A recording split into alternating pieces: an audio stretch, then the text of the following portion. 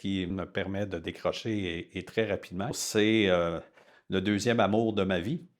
Après mon épouse, c'est ma chienne. Son nom, c'est Fiona, qui me force bien évidemment à me lever à chaque matin, à revenir à la maison pas trop tard non plus.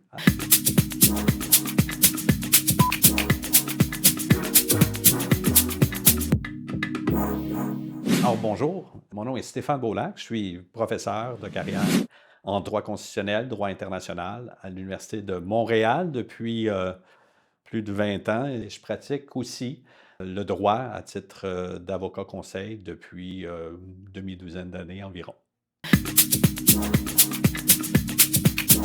Le domaine du droit international public est celui dans lequel j'ai fait mes études supérieures.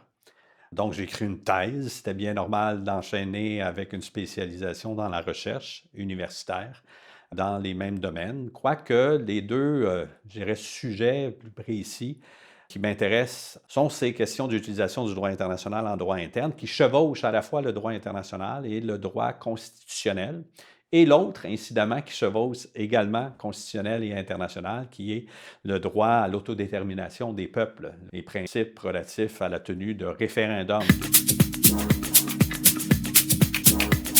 Mon moment marquant, si je puis dire, j'étais à la mi-vingtaine, ça fait quelque temps, et c'est lorsque j'ai travaillé auprès d'une juge à la Cour suprême du Canada. Donc, c'était avant même mes études supérieures à Cambridge qui m'ont amené sur le chemin de devenir un universitaire. Ce qui compte pour un stage pour les fins du barreau m'a amené à travailler et participer donc à ce processus décisionnel, très modestement, mais n'empêche, ça a vraiment été marquant.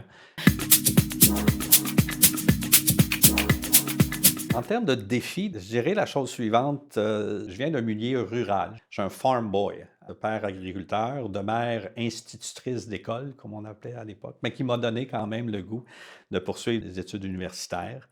Et dans une large mesure, mon contexte de la jeune enfance ne donnait pas les modèles, les exemples pour devenir avocat ou encore moins pour devenir professeur d'université. Alors ça, je l'ai appris dans une large mesure sur le tard. Ce défi à l'origine, je l'ai utilisé pour m'amener à apprendre comment me dépasser fréquemment et arriver où je suis maintenant depuis 20-25 ans, professeur à l'Université de Montréal.